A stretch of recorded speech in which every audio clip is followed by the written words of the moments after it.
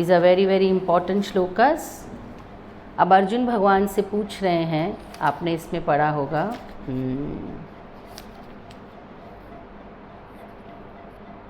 अर्जुन भगवान से पूछते हैं कि आप इतना जो कह रहे हैं कि इंद्रियों को वश में रखना है, स्थित प्रज्ञ व्यक्ति कैसे अपने मन और इंद्रियों को पूरा कंट्रोल में रखता है, क्या प्रॉब्लम है यदि इंद्रियां वश में ना हो? तो हम पूछ सकते हैं ना कि भाई आप इतना बात कर रहे हो, ये मत करो, वो मत करो, मन को वश में, तो जीवन में आदमी एंजॉय क्या करेगा? हाँ, आदमी तो हर काम अपने मन की खुशी के लिए करता है। हम कहते हैं ना, अपने मन की खुशी के लिए मैं सब किया। तो यदि आप इस तरह से जीवन जिएंगे तो कैसे मज़ा आएगा? अगर इंद्रियों को वश में नहीं करेंगे तो क्या होगा? तो भगवान ने 60वें वर्ष में बताया कि कैसे इंद्रियां इतनी प्रबल होती हैं कि 5 में से अगर एक इंद्री भी अपनी दिशा से बाहर चली जाए, कंट्रोल से बाहर चली जाए, तो वह विवेकी व्यक्ति का भी मन हर लेती है। ऐसा व्यक्ति जो प्रयास कर रहा है इंद्रियों को जीतने का, उसको भी इंद्रियां धोखा दे देती हैं। तो हम जैसे लोगों का क्या कहना, जो प्रयास ही नहीं कर रहे इंद्रियों को वश में करने का। तो इसमें बहुत सुंदर बात हमें सीखने को मिलती है कि एक इंद्री भी हमारे जीवन को बर्बाद कर सकती है। और शास्त्रों में 5 इंद्रियों के एग्जाम्पल दिए गए। हमारे पास कितनी इंद्रियां हैं? कितनी हैं? 5 हैं। काउंट करो कौन कौन सी? 5 ज्ञानेंद्रियां हैं, 5 कर्मेंद्रियां हैं। लेकिन जो इंद्रियां बाहर की तरफ जाती हैं वो ज्ञानेंद्रियां होती हैं। कर्मेंद्रियां तो उनको फॉलो करती हैं, है ना। जैसे हाथ पैर कोई चीज़ को देख के खुश नहीं होते। खुश कौन होता है? आँख, कान, नाक, जिह्वा। हाँ, तो ये 5 ज्ञानेंद्रियां वास्तव में ज्ञान अर्जित करती हैं बाहर विषयों का। और उनमें से अगर एक इंद्री भी बाहर चली जाए तो भगवान समझा रहे हैं कि विवेकी पुरुष का मन ऐसे हर लेती हैं जैसे कोई नाव है। नाव को अगर एक भी डायरेक्शन से गलत हवा आई तो नाव की दिशा बदल जाती है। और 5 इंद्रियों के 5 एग्जाम्पल दिए हैं। कौन है जो जीभ के कारण फंस गया इस भौतिक जगत में?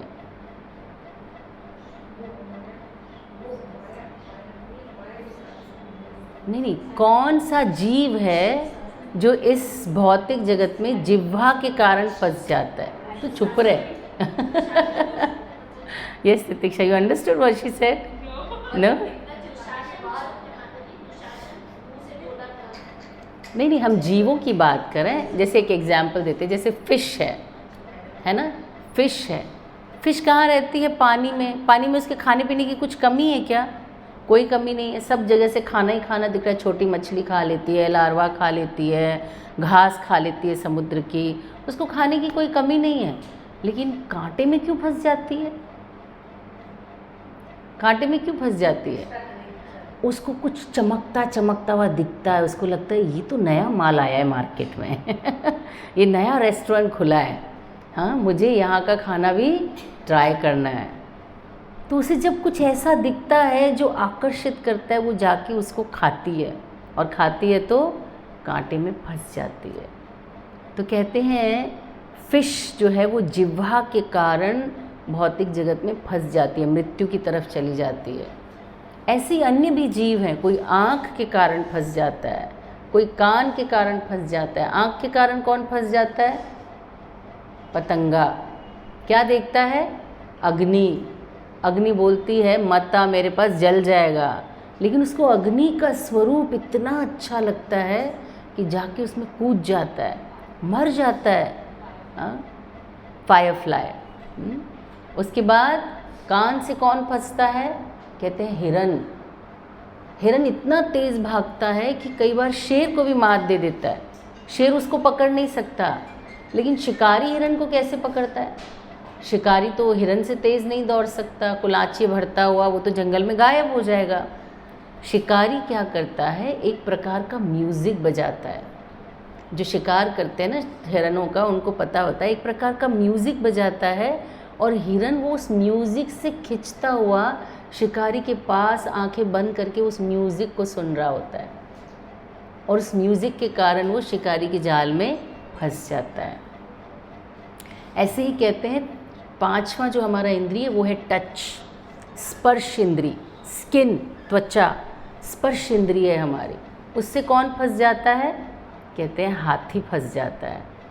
हाथी इतना बलशाली है कि हाथी को कोई उठा के सर्कस में तो नहीं रख सकता। Is very powerful.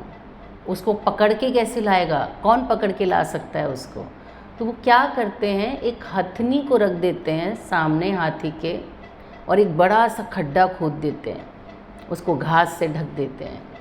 हाथी को पता होता है कि इस हथनी के पास जाऊंगा तो खतरा हो सकता है, लेकिन उसका इच्छा, उसको छूने की इच्छा, उसका काम इतना प्रबल है कि जानते हुए भी वो हथनी के पास जाता है और खड्डे में गिर जाता है। उस खड्डे में हाथी को कई दिन तक भूखा पड़ा रहने देते हैं। जब वो इतना कमज़ोर हो जाता है कि उसमें कोई शक्ति नहीं होती, तब उसको क्रेन से उठा के उसको सर्कस में लाते हैं और फिर उसको ट्रेन किया जाता है। तो इस तरह से इस भौतिक जगत में यदि एक इंद्रिय एक्टिव है तो वो भी हमें फंसा सकती है। हमारे पास कितनी है? हमारी कौन सी इंद्रिय एक्टिव है सबसे? पांचों। कहते हैं 5 इंद्रियों वाले जीव की हालत बिल्कुल वैसे ही होती है जैसे एक पति 5 पत्नियों से घिरा हुआ हो जो हर समय कुछ न कुछ डिमांड करती रहती हैं। आँख क्या डिमांड करती है? कुछ तो अच्छा देखना है मुझे, चलो मूवी चलते हैं। कान क्या डिमांड करते हैं? कुछ तो अच्छा सुनना है। हाँ, मुंह क्या डिमांड करता है? जिह्वा, कुछ अच्छा खाना है यार, बहुत दिनों से अच्छा नहीं खाया। हाँ, सो ऐसे जीव की स्थिति बिल्कुल वैसी हो जाती है जैसे 5 डिमांडिंग वाइफ्स हों जो हस्बैंड को हमेशा अपनी डिमांड्स के लिए खींचती रहती हैं। तो भगवान कहते हैं इसलिए आवश्यक है बहुत कि हम अपने मन और इंद्रियों को संयम में रखें। और एक रीज़न भगवान बताते हैं कि मन और इंद्रियों को संयम में नहीं रखने से कैसे व्यक्ति का पतन हो जाता है। इस भौतिक जगत में व्यक्ति कैसे उसका फॉल डाउन होता है। और ये फॉल डाउन की शुरुआत कहाँ से होती है? अर्जुन पूछते हैं प्रभु ये शुरू कैसे हुआ सब कुछ? हम कैसे इस भौतिक जगत में आए? हम कैसे फंस गए? हमारा फॉल डाउन कैसे होता है? इसकी शुरुआत कहाँ से हुई? तो भगवान कहते हैं कि इस भौतिक जगत में हमारा फॉल डाउन, कोई गलत चीज़ करने में हमारा फॉल डाउन कैसे होता है? एक अच्छा व्यक्ति है, कभी उसने कुछ गलत किसी का किया नहीं, लेकिन इतना गुस्सा आया, इतना उसका अपनी इंद्रियां इतनी अनकंट्रोल्ड हो गई कि उसके हाथ से खून हो गया। और बाद में वो समझाता है, पुलिस को समझाता है, जज को समझाता है कि मेरा छोटा बच्चा है, मेरा कोई क्रिमिनल रिकॉर्ड नहीं है, मैं ऐसा नहीं हूँ, पता नहीं बस मुझसे हो गया। तो ये कैसे होता है कि एक व्यक्ति अपनी इंद्रियों को इतना अनियंत्रित छोड़ देता है कि वो गलत कर बैठता है, उसका फॉल डाउन हो जाता है। बहुत सारे तलाक जब हो जाते हैं तब याद आता है कि अरे उस दिन अगर ये झगड़ा हुआ था, अगर मैं उस टाइम चुप रह जाती तो शायद ये स्थिति नहीं आती, शायद मैंने उस दिन ये थप्पड़ नहीं मारा होता ना सिर्फ, तो मैं इस स्थिति में नहीं फंसती। तो ये कैसे होता है कि व्यक्ति अनियंत्रित होके गलत काम कर बैठता है? आज हम पढ़ेंगे the process of fall down. Smell में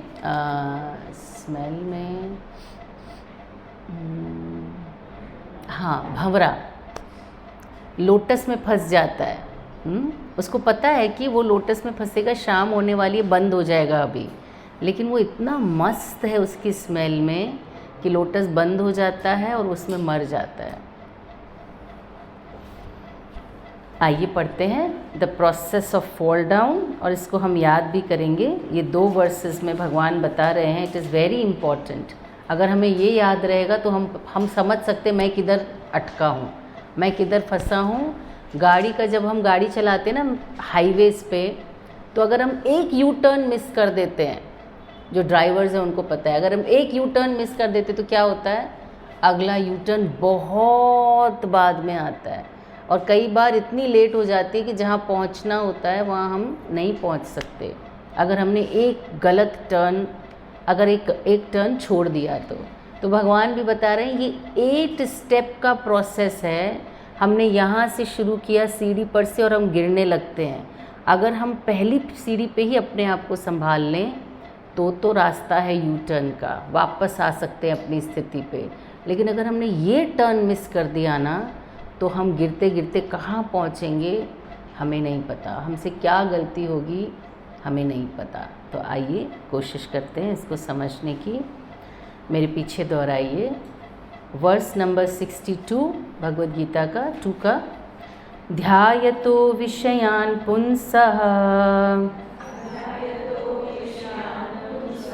संगस्तेषु उपजायते संगात् संजायते कामः कामात् क्रोधोऽभिजायते ध्यायतो विषयान् पुंसः संगस्तेषु उपजायते संगात् संजायते कामः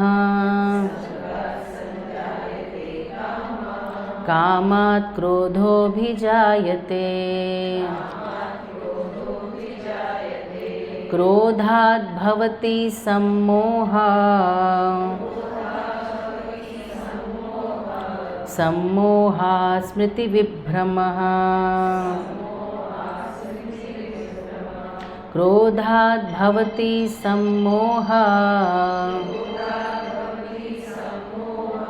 सम्मोहात् स्मृतिविभ्रमः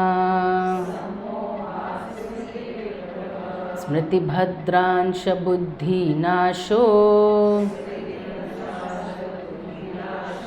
स्मृतिभद्रांश बुद्धिनाशो बुद्धिनाशात् प्रणश्यति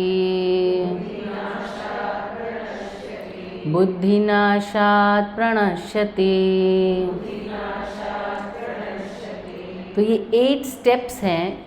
इन 8 स्टेप्स में व्यक्ति का अपनी स्थिति से फॉल डाउन हो जाता है, मतलब कुछ वो ऐसा कर बैठता है जो उसे नहीं करना चाहिए। और ऐसा हमारे साथ हफ्ते में एक आध बार हो ही जाता होगा। हम आज समझने की कोशिश करते हैं कहाँ से यू टर्न लें ताकि इस तरह की सिचुएशन में ना फंसें। इस श्लोका को लर्न करने के लिए हमने एक स्पेशल श्लोका क्लास रखी थी, जिसमें हमने सीखा था कि श्लोका को कैसे लर्न करना चाहिए। अगर आप भी कहेंगे तो हम, हमारी एक टीचर है, बच्चों को श्लोका लर्न करना सिखाती हैं। तो क्योंकि वो बच्चों को सिखाती है ना, तो हमें भी अच्छे से सिखा देती है। हम भी बच्चे ही हैं ना, स्पिरिचुअलिटी में, भगवद गीता में छोटे छोटे बच्चे हैं ना, तो she will teach you how to learn shlokas. So ध्यायतो विषयान पुंसः, ये पहला स्टेप। अगर हम आपसे पूछें एग्ज़ाम में कि 8 स्टेप्स लिखिए, तो पहला स्टेप है ध्यायतो विषयान पुंसः। ध्यायतो का मतलब है ध्यान करना, चिंतन करना। किसका? विषयान, विषयों का चिंतन। ये हमारे फॉल डाउन का फर्स्ट स्टेप है। इसका अर्थ क्या है?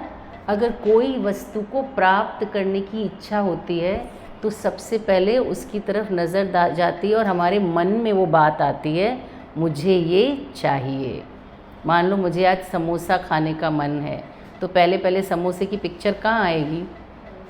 माइंड में। मन में क्या आया? समोसा खाना है, मुझे समोसा चाहिए। This is first step. ध्यान करना विषय का चिंतन, विषय के बारे में सोचना। ये समोसा तो बहुत छोटी सी चीज़ है, अगर खा भी लिया तो फॉल डाउन नहीं हो जाएगा, लेकिन हो सकता है हमारे मन में जिस विषय का चिंतन हो वो बहुत बड़ा हो, या हो सकता है गलत हो। किसी लड़के के मन में ये चिंतन आया, मुझे ये लड़की चाहिए। उसने उसकी इच्छा जानने की कोशिश नहीं की, उसको वो लड़की अच्छी लगी, मुझे ये लड़की चाहिए, मुझे समोसा खाना है, ये मेरे मन में चिंतन आया। तो पहला विचार मन में आया, फर्स्ट स्टेप ध्यायतो विषयान, विषय का ध्यान आया। Now this is the turn जब हमें अपना यू टर्न ले लेना चाहिए। भगवान कहते हैं हर स्टेप के साथ यू टर्न मुश्किल होता चला जाएगा। अगर आप यही मन को समझा दें कि नहीं नहीं, ये लड़की मेरी प्रॉपर्टी थोड़ी ना है, उसकी भी तो इच्छा होनी चाहिए ना, ये मेरी प्रॉपर्टी थोड़ी ना है, या अगर समोसे खाने का मन है, हम सोचते नहीं मेरा पेट तो 3 दिन से ख़राब है, नहीं नहीं 4 दिन बाद खाएंगे, अभी नहीं। कभी कभी मन को आप ये नहीं कह सकते कि नहीं चाहिए, नहीं मिलेगा, क्या कह सकते हैं, बाद में करेंगे, अभी नहीं बाद में। जैसे एक छोटा बच्चा है, उसका बहुत मन है आइसक्रीम खाने का, गला ख़राब है, माँ बोलेगी तुझे जीवन भर आइसक्रीम नहीं खिलाऊंगी, नहीं, क्या बोलेगी, 2 दिन बाद, आज डॉक्टर ने मना किया है, 2 दिन बाद मैं तुम्हें दिला दूंगी। तो इस तरह से मन चीज़ों को पोस्टपोन करना सीखता है। This is practical aspect of Bhagavad Gita. Then comes संगस्तेषु उपजायते।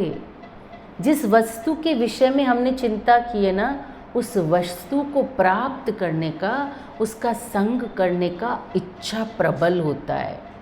अभी तो एक थॉट था समोसा खाना है, फिर क्या होगा, चाहिए, मुझे तो खाना है।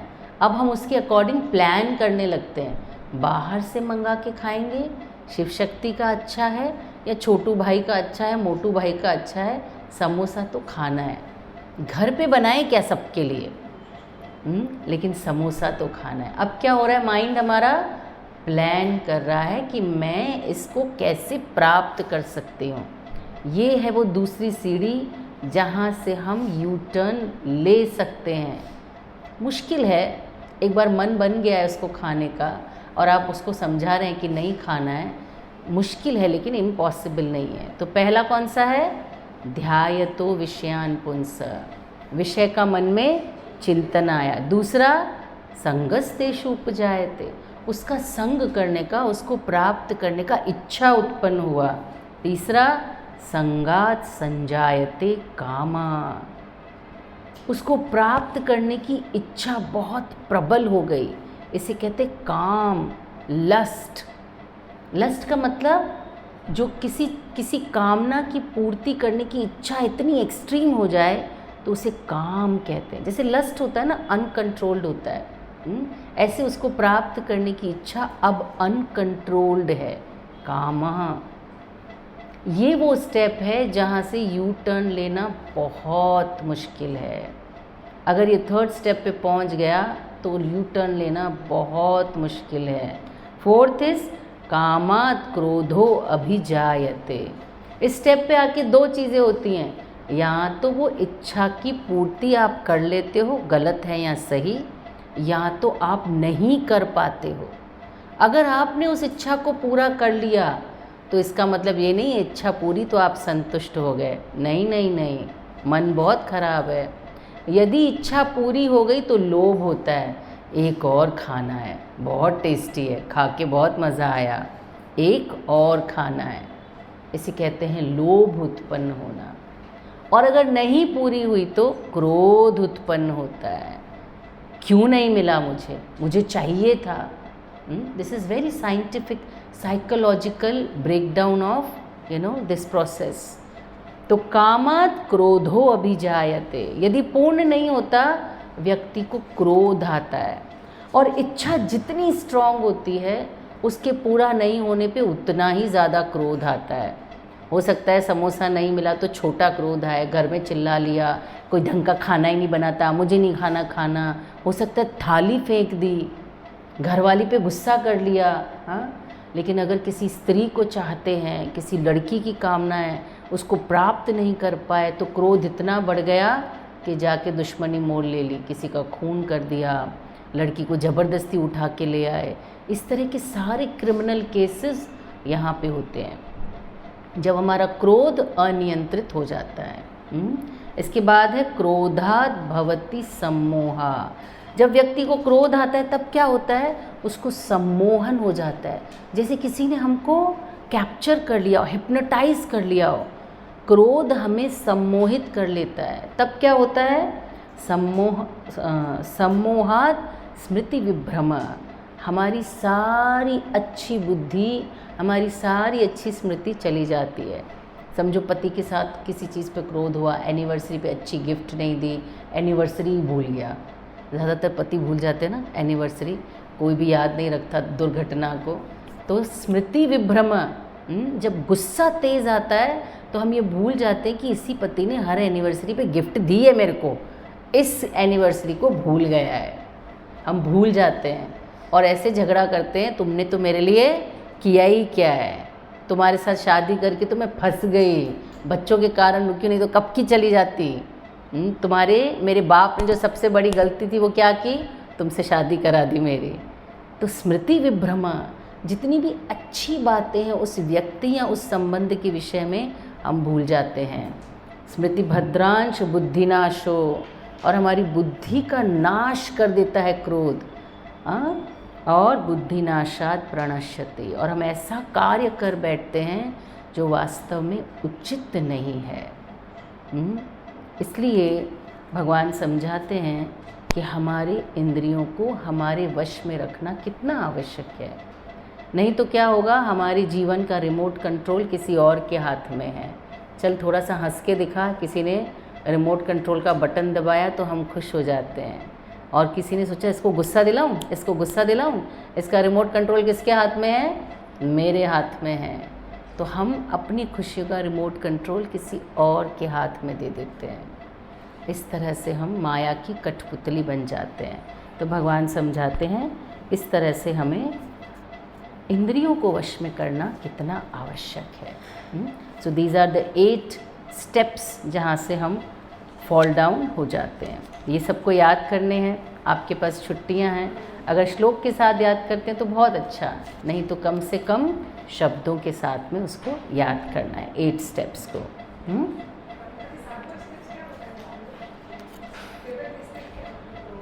7th इज स्मृति भद्रांश बुद्धिनाशो। जब हमारी मेमोरी चली जाती है ना, अच्छी मेमोरी, किसी ने हमारे लिए क्या अच्छा किया, जब वो चला जाता है ना, हमारी बुद्धि का नाश हो जाता है। बुद्धिनाशो प्रणश्यति, और बुद्धि का नाश होते ही हम नीचे गिर जाते हैं, कोई ऐसा काम कर बैठते हैं जो नहीं करना चाहिए। कभी हम बड़ों के साथ इतना गंदी तरीके से बात करते हैं कि हम जीवन भर अब अच्छा भी चलेंगे ना तो भी वो रिश्ते की मिठास हमें कभी वापस नहीं मिलेगी। तो ये हमारी गलती है। ऐसे हमने बहुत बार किया होगा, और आप चेक करेंगे ना, आपको पता चलेगा यही वो 8 स्टेप्स थे। अगर पहले पे रुक गई होती, दूसरे पे रुक गई होती तो ये गलती नहीं होती। तो भगवद गीता हमें सिखाती है किस तरह से हम अपनी इंद्रियों को वश कर सकते हैं। उसके बाद भगवान अर्जुन को कहते हैं कि अर्जुन, राग और द्वेष से मुक्त एवं अपनी इंद्रियों को संयम करने के द्वारा व्यक्ति भगवत प्राप्ति, भगवान की कृपा भी प्राप्त कर सकता है।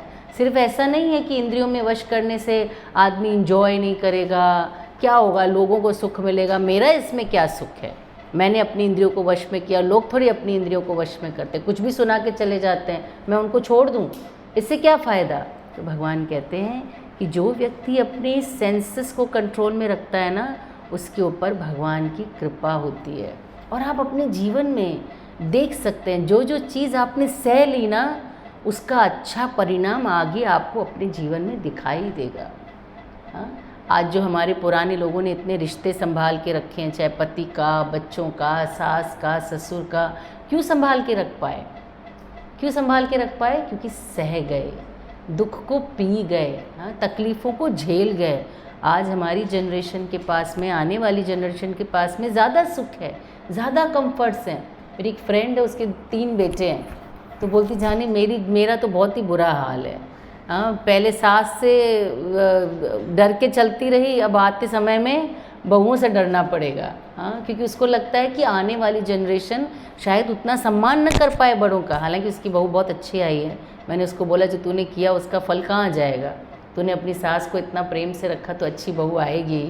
पर एक जनरल में अगर हम देखें तो आने वाली जनरेशन में हम देख सकते हैं कि सहनशीलता कम है, रिश्ते निभाने की कैपेसिटी कम हो गई है, क्योंकि हम कोई चीज़ को बर्दाश्त नहीं करते। तकलीफ़ें कम है ना। पहले वाले लोगों को काम भी ज़्यादा करना पड़ता था, नौकरदाई नहीं मिलता था, सब चीज़ संभालना होता था, बच्चे भी ज़्यादा होते थे, बड़े भी घर में रहते थे, लेकिन फिर भी चला लिया ज़िंदगी को और खुश भी थे। लेकिन आने वाली जनरेशन को हम देखते, सब कुछ होने के बाद भी वो रिश्ते नहीं चला सकते, सब कुछ होने के बाद भी वो जीवन में खुश नहीं होते। हाँ, तो यदि हम अपने सेंसेस को कंट्रोल करते तो उसमें किसी और के ऊपर एहसान नहीं करते, वास्तव में हम सुखी हो जाते हैं। भगवान कहते हैं भगवत कृपा प्राप्त होती है, उस व्यक्ति को जीवन में भगवान की कृपा प्राप्त होती है। और इस तरह से भगवान की कृपा प्राप्त करके तुष्ट व्यक्ति संसार के तीनों तापों को नष्ट करता है और ऐसी तुष्ट चेतना होने पर उसकी बुद्धि स्थिर होती है। जब व्यक्ति स्थिर होता है, शांत होता है, वास्तव में तभी खुश होता है। तो यदि आप खुश होना चाहते हैं, सुखी होना चाहते हैं, भगवान कहते हैं अशांतस्य कुतः सुखम। जो व्यक्ति अशांत है, हाइपर एक्टिव है, हमेशा टेंशन में है, डिप्रेशन में है, कंप्लेन ही करता रहता है, उसे किसी के साथ जमता ही नहीं, उसको सब कुछ भी दे दो तो वो सुखी नहीं हो सकता। लेकिन एक व्यक्ति जो हृदय से तुष्ट है, उसको जो भी मिलता है वो उसको एंजॉय कर लेता है। हम देखते ना, मज़दूर की बीवी पत्थर पे भी सो जाती है, और बड़े बड़े घरों में कंफर्टेबल बेड्स पे एसी चला के नींद की गोली खा के भी नींद नहीं आती लोगों को। ज़्यादा सुखी कौन है? हो सकता है एक्सटर्नली लगता होगा कि मेम साहब बहुत सुखी है, लेकिन एक्चुअली सुखी तो वो है जिसको कहीं पे भी नींद आ जाती है, कुछ भी खाओ पच जाता है, हमेशा खुश रहते हैं। तो सुख की जो वास्तविक परिभाषा है, भगवान कहते हैं वो शांति में है। यदि आपका हृदय तुष्ट है, मन शांत है, तो आप सुखी हैं। और तब सुखी हैं जब आप अपने सेंसेस को कंट्रोल कर पाए। कई बार आपने देखा होगा आजकल काउंसलर्स बहुत बढ़ रहे हैं इंडिया में, ज़रूरत बहुत बढ़ रही है। क्यों बढ़ रही है? क्योंकि हमारा मन हमारे बस में नहीं है, हम बहुत डिस्टर्ब हैं। छोटे छोटे बच्चों को काउंसलर के पास, साइकेट्रिस्ट के पास लेके जाना पड़ता है, क्योंकि छोटे छोटे बच्चे बोलते हैं कि मुझे बहुत गुस्सा आता है, मेरे को बहुत माइंड मेरा डिस्टर्ब्ड है, मुझे बहुत एंजाइटी है, क्योंकि हमारा माइंड हमारे कंट्रोल में नहीं है। So it is very important, भगवान कहते हैं मन को कंट्रोल में रखना हम सीखें। इस तरह से ये चैप्टर लगभग पूरा होता है। भगवान लास्ट में समझाते हैं, एक श्लोक हम पढ़ेंगे which is very important, and then this chapter is finished. 69 verse पे हम आएंगे। या निशा सर्वभूतानां तस्यां जागृति संयमे यस्यां जागृति भूतानां सा निशा पश्यतो मुने। Anybody can read the translation? आप पढ़िए। जो सजीवों के लिए रात्रि है वह आत्म संयमी के जागने का समय है, और जो समझ जीवों के जागने का समय है वह आत्मनिरीक्षक मुनि के लिए रात्रि है। ये भगवद गीता का बहुत ही प्रसिद्ध श्लोक है। या निशा सर्वभूतानाम, जो सब लोगों के लिए रात्रि है वो आत्म संयमी के लिए दिन है। ऐसे कैसे पॉसिबल है? जो सबके लिए रात है वो उसके लिए दिन है, इसका क्या मतलब हुआ?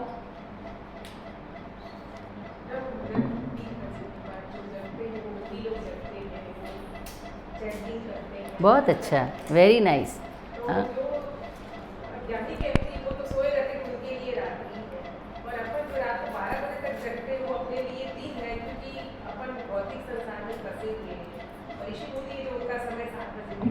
बहुत अच्छा, वेरी नाइस। हाँ, ऐसे हम देखते हैं कि विभीषण रहता था लंका में, है ना? किसके बीच में रहता था? असुरों के बीच में।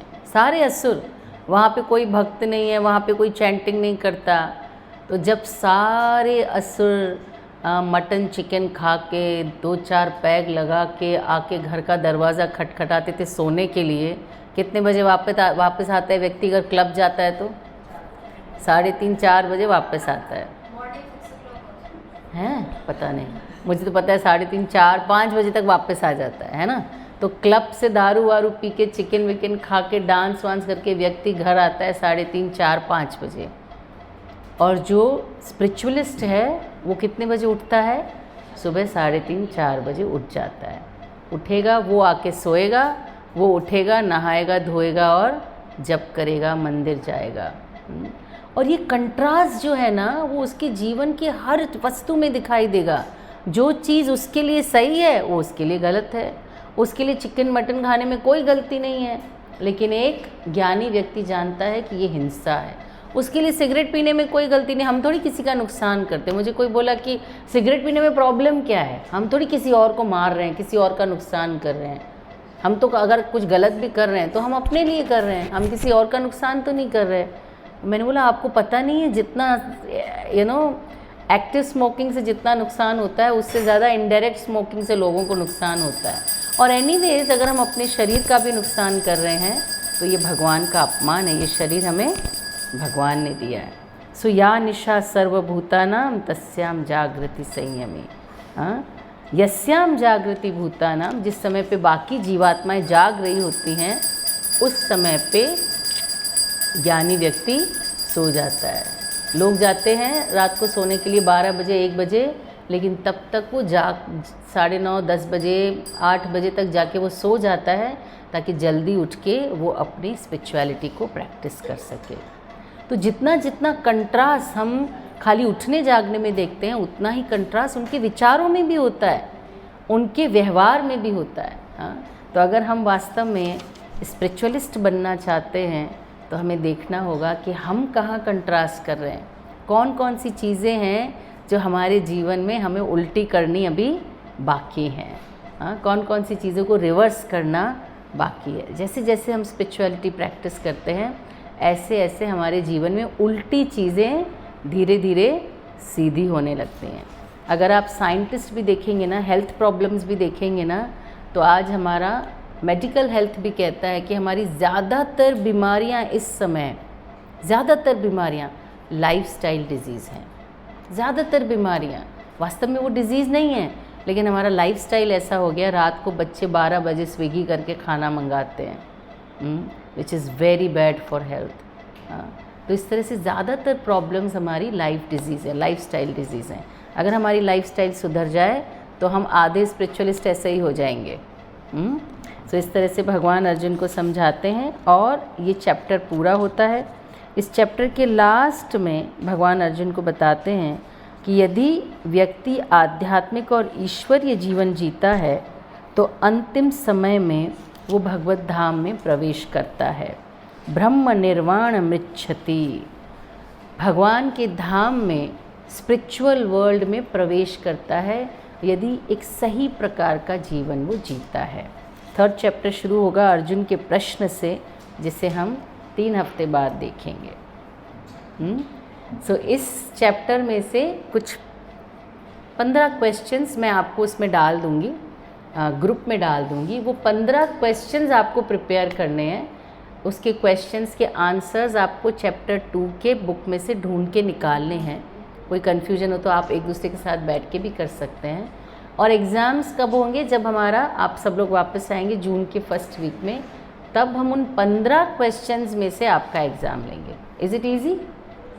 या आपको कहीं से भी कोई भी प्रश्न नहीं आएगा। वो 15 क्वेश्चंस में से 15-17 जो भी होंगे उसी में से हम आपका टेस्ट लेंगे। वही 15-20 आप तैयार कर लीजिए, उसी में से आप टेस्ट दे सकते हैं। ठीक है? Is that okay? Thank you very much. Sorry again for being